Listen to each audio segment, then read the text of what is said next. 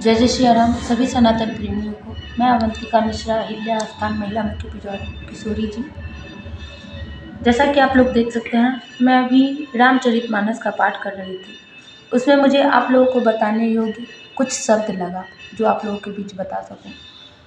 जैसा कि अभी तीर्थराज प्रयाग में, जो तीर्थों के राजा प्रयाग हैं, वहाँ पे कुंभ लगा हुआ है। ये कुंभ बहुत ही पावन क्षण है, पल है, जिसको हम जी लें। काफ़ी वर्षों बाद आता है। इस बार का कुंभ 144 वर्षों के बाद आया है, तो ये तो हमारे लिए बहुत ही आनंददायी पल है ही। लेकिन तीर्थराज प्रयाग जो है वो स्वयं में ही बहुत पावन है, इसीलिए उनको तीर्थों का राजा बनाया गया है। और इसका वर्णन रामचरितमानस में भी दिया गया है।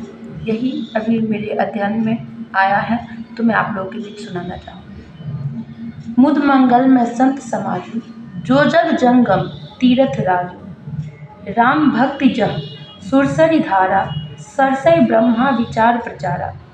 संतों का समाज आनंद और कल्याणमय है, जो जगत में चलता फिरता तीर्थराज प्रयाग है। जहाँ संत समाज रूपी प्रयागराज में राम भक्ति रूपी गंगा जी की धारा है और ब्रह्म विचार प्रचार सरस्वती जी है। विधि निषेध में कलिमल हरि, करम कथा रविनंदन वर्णी।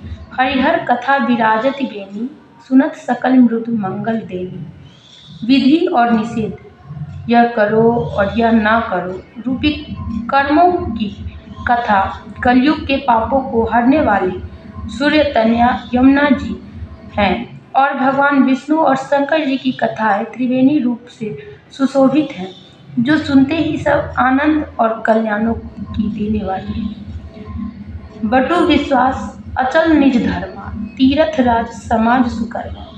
सबहि सुलभ सब दिन सब देसा, सेवत सादर समन कलेसा। उस संत समाज रूपी प्रयाग में अपने धर्म में जो अटल विश्वास है वह अक्षय वट है, और शुभ कर्म ही उस तीर्थराज का समाज परिकर है।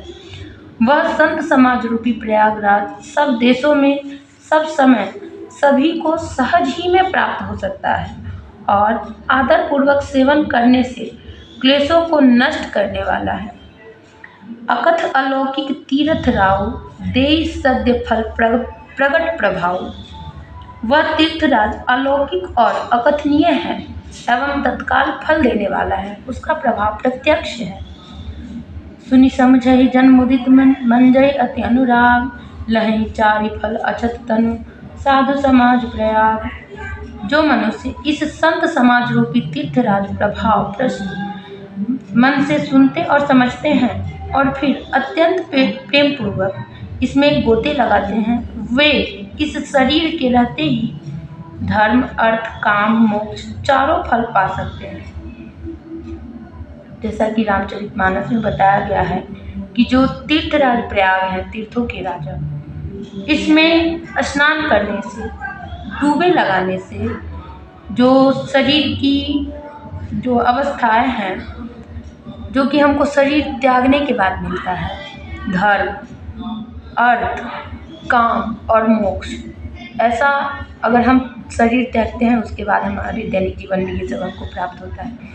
लेकिन एक तीर्थराज प्रयाग ही है जहाँ पे हमको गोते लगाने से ये सभी जीवित अवस्था में शरीर के रहते ही हमको ये सब प्राप्त हो सकते हैं। तो तीर्थराज प्रयाग में जहाँ तक हो सके सभी लोग प्रयास करें कि वहाँ जाएं। तीर्थराज प्रयाग अभी तो कुंभ लगा है, तो इसमें तो निश्चित रूप से जाना ही चाहिए। लेकिन अगर कोई किसी कारणवश नहीं जा पाते हैं तो तीर्थराज प्रयाग हमेशा ही वंदनीय है, नंदनीय है और पावन है। इसमें सदैव जाकर के आप स्नान कर सकते हैं। जय जय श्री राम।